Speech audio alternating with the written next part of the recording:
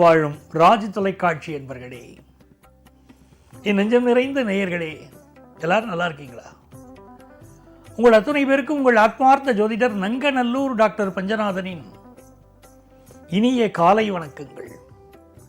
இன்னைக்கு பிறந்த நாள், திருமண நாள் கொண்டாடும் அன்பர்களுக்கு எனது உளப்பூர்வமான வாழ்த்துக்கள். என் அன்பிற்குரிய நேயர்களே, இன்று மகர சங்கராந்தி, பொங்கல் பண்டிகை, தமிழர் திருநாள். உங்கள் அத்துணை பேருக்கும் எனது உளமார்ந்த வாழ்த்துக்களை தெரிவித்துக் கொள்கிறேன். நமது இன்றைய ராசி பலன்கள் நிகழ்ச்சியில் இன்றைக்கு நம்ம பார்க்க போவது ஜனவரி மாதம் 15ஆம் தேதி 2026ஆம் ஆண்டு பலன்களை பார்க்க போகிறோம். தமிழ் வருடத்தில் விசுவாவசு வருடம் தை மாதம் 1ஆம் நாள் வியாழக்கிழமை. இன்னைக்கு சந்திர பகவான் கேட்டை நட்சத்திரத்தில் பயணம் செய்கிறார். மேஷராசி என்பர்களே, மேஷராசிக்காரங்களுக்கு நினைச்ச காரியமெல்லாம் கைகூடி வருங்க. இன்னைக்கு ராசிக்கு அதிபதி செவ்வாய் பகவான் 10ஆம் இடத்தில் உட்கார்ந்துருக்கார், அதுவும் உச்சமாக உட்கார்ந்துருக்கார்.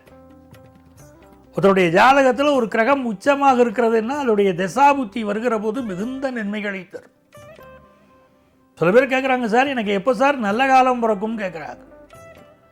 அந்த நல்ல காலம் எப்போ பிறக்கும் தெரிஞ்சுக்கணும்னா உங்கள் ஜாதகத்தில் எந்த கிரகம் உச்சமாக இருக்கிறது, அதோடைய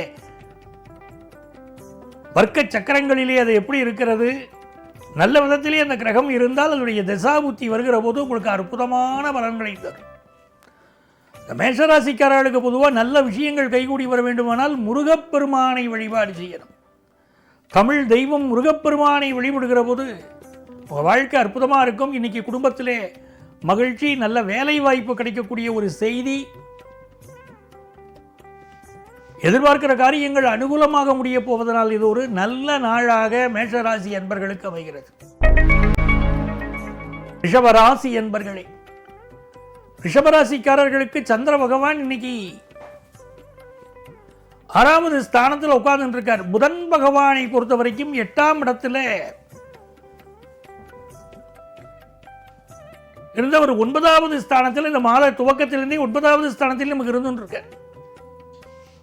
அவர் ரிஷபராசிக்காரர்களுக்கு 9வது ஸ்தானத்தில் இருக்கக்கூடிய செவ்வாய் புதன், இந்த 2 கிரகங்களுமே மிகப்பெரிய வல்லமையை உங்களுக்கு கொண்டு வந்து கொடுக்க போறாங்க. ரிஷபராசிக்காரர்களுக்கு இப்ப சந்திர பகவான் 7ஆம் இடத்தில் இருந்துருக்கார்.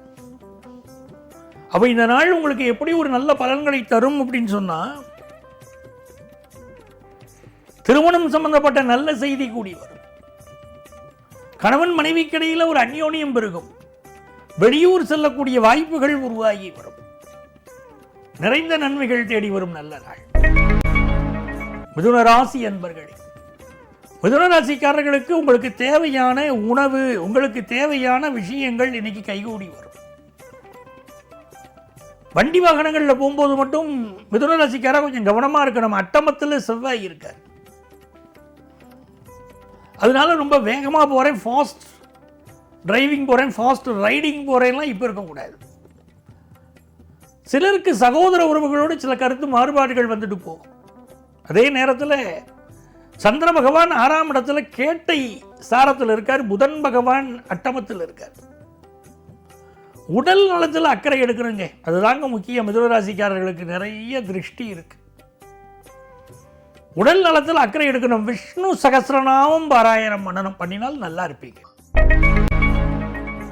கடகராசி என்பர்களே, ஏதோ சிந்தனை வயப்பட்டே கடகராசிக்காரங்க இருக்கீங்க. நிறைய விஷயம் சாதிக்கணும்னு நினைக்கிறீங்க. சிலருக்கு உடல் நலத்தில் சில பிரச்சனைகள், சிலருக்கு வேலை பார்க்குற இடத்துல சில நெருக்கடிகள், அதெல்லாம் நிறைய சாதிக்கணும்னு நினைச்சாலும் விட மாட்டேங்கிறாங்களே அப்படின்னு தோணுது. ஆனால் 7ஆம் இடத்தில் இருக்கக்கூடிய செவ்வாய் பகவான், புதன் பகவான் இந்த காலகட்டத்தில் உங்களுக்கு திருமணம் சம்பந்தப்பட்ட நல்ல செய்தியெல்லாம் கடகராசிக்காரர்களுக்கு கொண்டு வந்து கொடுக்க போறார். புதிய வீடுமனை வாங்கக்கூடிய யோகம் பெருகும் நல்ல நாள். சிம்ம ராசி என்பர்களே, சிம்மராசிக்காரங்களுக்கு 4ல் சந்திரனும் 6ல் புதனும் இருக்கிறத பார்க்கணும். நிறைய பேர் இப்போ ஹவுசிங் லோன் வாங்கணும் அப்படின்னு நினைப்பீங்க. புதுசாக ஒரு வீடுமனை வாங்கணும் அப்படிங்கிற எண்ணங்கள் இப்போ பெருகும். அம்மாவுடைய உடல் நலத்தில் பாதிப்புகள் இருக்கும், அதை பார்த்து நிவர்த்தி பண்ணிக்கணும். சிலருக்கு குடியிருக்கக்கூடிய வீடுகளில் ரிப்பேர் ஒர்க் இருக்கும். நல்ல தன லாபம் வரும். விநாயக பெருமானை வணங்கி கொண்டே இருக்கக்கூடிய சிம்மராசிக்காரர்களுக்கு எந்த கவலையும் கிடையாது. ராசியில் கேது இருக்கார். நீங்கள் ராசியான மனிதர்னு பேர் வரணும்னா பிள்ளையாரை நமஸ்காரம் பண்ணணும். அப்படின்னா நல்ல பலன்கள் இருக்கும். உங்கள் பிள்ளைகள் வாழ்க்கையில் நல்ல முன்னேற்றம் தரும், நல்ல தனலாபம் தரும் நல்ல நாள். கன்னிராசி என்பர்களே, நிறைய கன்னிராசி இளைஞர்கள் இன்னைக்கு லவ் ப்ரப்போஸ் பண்ணுவாங்க. பல இடத்துல காதல் திருமணங்கள் கைகூடும். நினைத்த விஷயத்தை நினைத்தபடி மனசுக்கு மகிழ்ச்சியா, கேட்பவர்களும் மகிழ்ச்சியா விஷயத்தை அழகாக எடுத்து சொல்லுவீங்க. இது ஒரு பெரிய விஷயம். சில பேர் தனக்கு சந்தோஷமா சொல்லிட்டு போயிடுவாங்க, ஆனால் எதிர்த்தாப்புல கேட்குறவங்க மனசு புண்பட்டு போயிடும். அதை பற்றி எனக்கு என்ன கவலை, நான் சொல்றதை நான் சொல்லிடுவேன்ப்பா அப்படின்னு சொல்லிடுவாங்க. ஆனால் கேட்குறவங்களுக்கு சந்தோஷமா இருக்கணும் பாருங்க, அது ஒரு பெரிய கலை பாருங்க. அப்படி கேட்கக்கூடியவர்களும் சந்தோஷமாக கேட்கக்கூடிய அளவுக்கு இன்னைக்கு சிறப்பாக பேச போறீங்க. பயணங்கள் திருப்தியாக இருக்கும், நிறைய நன்மைகள், வியாபாரத்தில் லாபங்கள் உண்டு. துலாம் ராசி என்பர்களே, இது ஒரு தனலாபம் தரக்கூடிய நாள். புதிய வீடுமனை வாங்கக்கூடிய யோகம் உள்ள நாள். குடும்பத்தில் சுப செய்திகள் கூடி வரும். பிள்ளைகளால் சந்தோஷம் வரும். ஆகச்சிறந்த வெற்றிகள் தேடி வரும் நல்ல நாள். விருச்சிக ராசி அன்பர்களே, இந்த நாள்ல ராசிக்கு அதிபதி உச்சமா இருக்கார். எப்பெல்லாம் நம்ம ராசிக்கு அதிபதி உச்சமா இருக்காரோ வாழ்க்கையில் ரொம்ப சிறப்பா இருக்க போறோம்னு அர்த்தம். ராசிக்கு அதிபதி மட்டுமல்ல, நம்முடைய லாபாதிபதி புதனும் சேர்ந்து உட்கார்ந்திருக்கார் ராசிக்கு அதிபதியோட. பயணங்கள் வெற்றிகரமா அமையும். புதுசா ஒரு பிசினஸ் பண்ணிட்டு இருக்கேன் சார், எனக்கு அது லாபமா வருமானா நல்ல லாபமா அமையும். எழுத்தாளர்கள், பேச்சாளர்கள் நல்ல பெயரும் புகழும் பெறுவீங்க. நிறைய வெற்றிகள் பெறும் நாள். தனுசு ராசி என்பர்களே, பஞ்சமாதிபதியா இருக்கக்கூடிய செவ்வாய் உச்சமா இருக்கார். நிறைய பேருக்கு இப்ப குழந்தை பாக்கியம் உண்டாகும். ரொம்ப நாளாக குழந்தை பாக்கியத்துக்கு காத்துட்டு இருக்கக்கூடிய தனுசு ராசிக்காரர்கள் வீட்டிலே இப்ப நல்ல செய்தி வரப்போகிறது. சந்தோஷமான செய்தி வரப்போகிறது.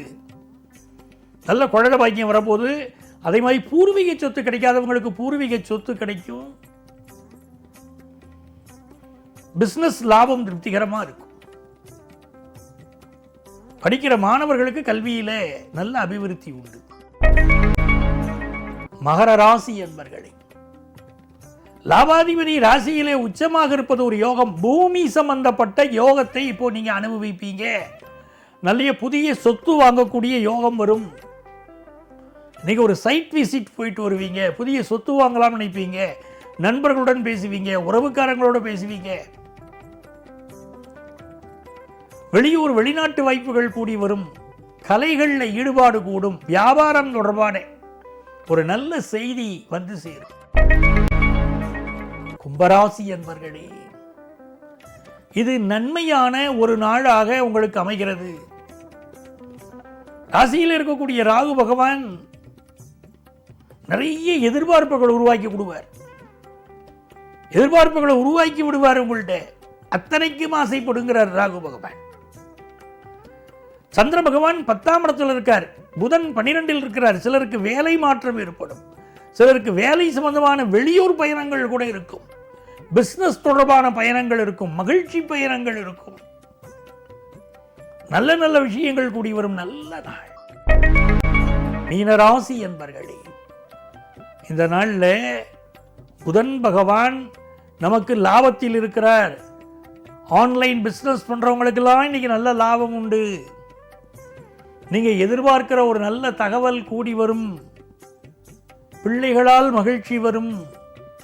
உங்க கம்யூனிகேஷன் வெற்றியடையும். கம்யூனிகேஷன் செக்டார்ல பலருக்கு வேலை வாய்ப்பு கிடைக்கும்.